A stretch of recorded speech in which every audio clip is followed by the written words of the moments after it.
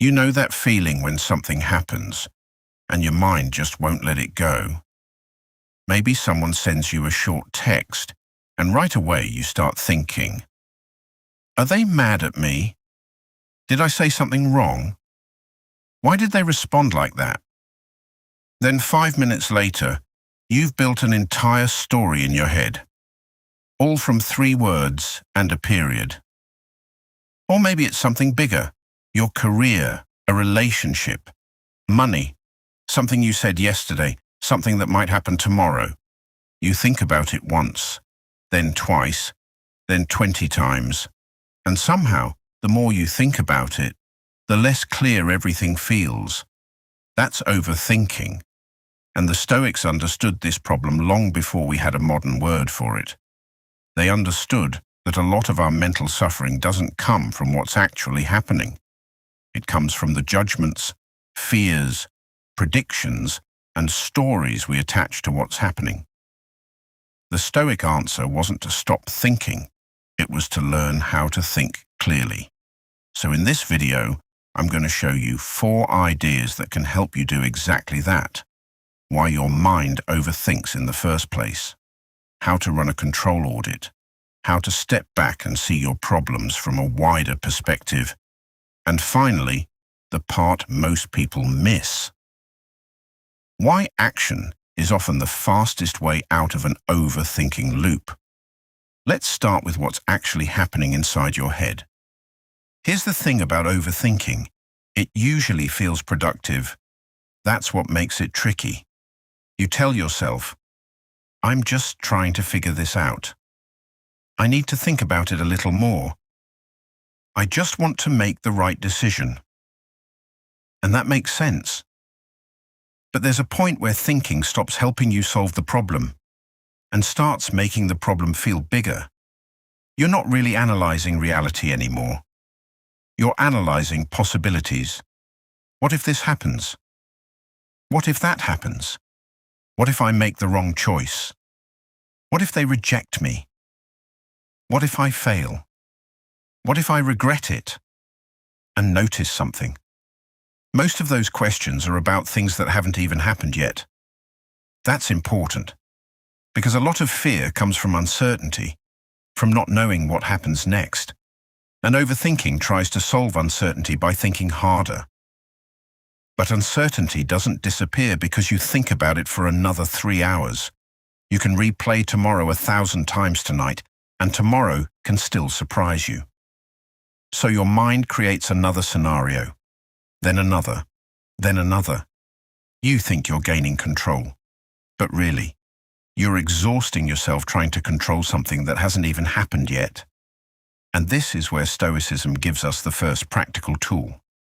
When your thoughts start racing, stop for a second and ask yourself one question.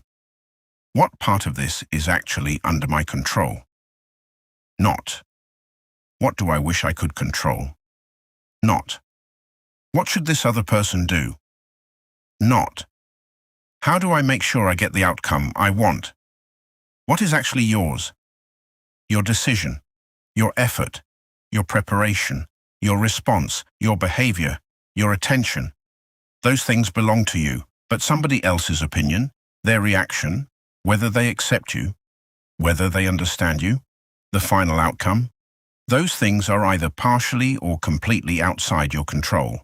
And this matters because overthinking often starts when we grab onto something outside ourselves and refuse to let it go. Think about something you've been overthinking lately. Maybe you applied for a job. You did the interview. Now you're waiting, and your mind starts going. What if they didn't like me? What if I gave the wrong answer? What if someone else was better? Okay, run the control audit. Can you control what the interviewer thinks tonight? No. Can you go back and redo yesterday's interview? No. Can you control who else applied? No. So, what can you control? Maybe you send a follow-up. Maybe you look at what you could improve. Maybe you apply somewhere else. Maybe you prepare for the next opportunity. That's where your energy belongs. And no, this doesn't mean you stop caring about the result. It just means you stop demanding control over something that was never completely yours. Stoicism isn't really about controlling other people or controlling the world. It's about controlling yourself. That difference sounds small. It isn't, because once you separate what's yours from what isn't, the problem usually gets smaller, maybe not easier, but clearer. And clarity is exactly what overthinking hates. Here's a simple exercise. Take whatever you're overthinking and divide a piece of paper into two sides. On one side, in my control. On the other, not in my control. Write everything down. Then look at the second side. That's where you stop spending so much mental energy. Not because those things don't matter, but because thinking about them over and over doesn't give you control over them. Then look at the first side. That becomes your plan. But sometimes, even that isn't enough. Sometimes you're so close to a problem emotionally that everything feels huge. That's when you need the next technique. Imagine holding a painting 2 inches from your face. What do you see? Probably just a mess of color. You can't understand the whole picture because you're too close to it. You need to step back. Problems work the same way. When you're right in the middle of something emotionally, it's hard to see clearly. So the Stoics practiced stepping back mentally. Today, people often call this the view from above. Imagine looking down at yourself from above. First, see the room you're sitting in, then your building, your neighborhood, your city. Keep moving outward, your state, your country, the planet. Now think about the problem that was consuming your mind 5 minutes ago. It still matters. But does it feel exactly the same? Probably not. That embarrassing thing you said yesterday? Smaller. That person who didn't text back? Smaller. That argument you keep replaying? Smaller. That mistake you're convinced everybody is thinking about? Probably a lot smaller than your mind made it seem. Perspective doesn't erase your problems. It puts them back into proportion. And that matters because when you're too emotionally close to something, your mind can start projecting fears instead of seeing facts. So ask yourself, what actually happened? Not what might happen. Not what you think they secretly meant. Not the worst-case scenario. What are the facts? Someone hasn't responded. That's a fact. They hate me now. That's an interpretation. Your boss scheduled a meeting. Fact. I'm getting fired. Interpretation. You made a mistake. Fact. My entire career is ruined. Interpretation. See the difference? Overthinking loves turning interpretations into facts. Distance separates them again. And stepping back does something else too. It creates a pause, a little space between what you feel and what you do. You don't have to react to every thought just because it appears. You don't have to solve every emotion immediately. Sometimes the most stoic thing you can do is simply wait long enough for your mind to clear. But eventually you have to move, because there's another trap here. You can become so focused on understanding your thoughts that you never actually do anything. And that brings us to the final technique. At some point, thinking becomes avoidance. You already know what you need to do. You're just trying to think your way around doing it. You've researched enough. You've planned enough. You've imagined enough possibilities. You've asked enough people. You already know the next step. You're just afraid to take it. And this is where action becomes the antidote, because overthinking lives in possibility. Action brings you back to reality. Think about it. You can spend 3 weeks wondering if someone will say yes, or you can ask them. You can spend 6 months wondering if your business idea will work, or you can test it. You can spend an hour wondering how hard your workout will be, or you can put your shoes on and start.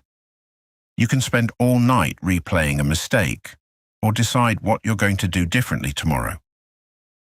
Fear is natural. You don't have to wait for it to disappear.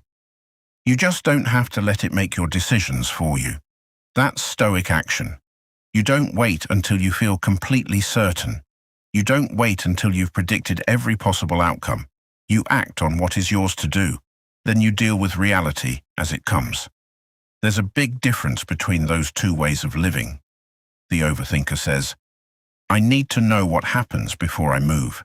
The Stoic says, I'll control my next move and deal with what happens after. That doesn't mean being reckless. You still think. You still prepare. You still consider consequences. But thinking has a job. Its job is to help you act wisely. Once thinking stops serving action and starts replacing action, you've crossed into rumination.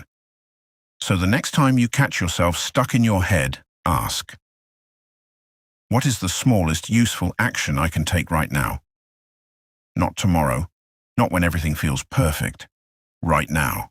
Send the email, make the call, write the first paragraph, take the walk, have the conversation, close the app, start the work. Sometimes 10 minutes of action will give you more clarity than 10 hours of thinking. And once you start moving, something else happens. Your attention finally has somewhere useful to go. That's the goal. Not an empty mind, a directed mind. So the next time you feel yourself slipping into another mental loop, remember the process. First, notice the uncertainty. Ask yourself whether you're dealing with something real right now or mentally fighting a future that hasn't happened. Second, run the control audit. What is yours? What isn't? Stop demanding control over the second category. Third, step back. Look at the problem from a wider perspective. Separate the facts from the story. Give yourself enough space to respond instead of react. And fourth, take the next useful action. Not every action, just the next one. That's it. You do not have to solve your entire life tonight. You just need to stop fighting imaginary battles long enough to deal with the real thing in front of you. The Stoic solution to overthinking isn't becoming emotionless. And it isn't somehow forcing your mind to never have another anxious thought. It's learning not to let every thought take control. You can feel uncertain without obeying the uncertainty. You can have a fearful thought without treating it like a prediction. You can care about an outcome without pretending you control it. You can think carefully and still know when it's time to stop thinking and start moving. So the next time your mind starts spiraling, remember, control what's yours. Step back from what isn't. Separate the facts from the story. And then take the next action. Because peace doesn't always come from finally figuring everything out. Sometimes it comes from realizing you never needed to. If this helped you quiet your mind and think a little more clearly, subscribe to the Sovereign Mindset Code for more practical Stoic philosophy you can actually use in everyday life. Feel free to hit the like button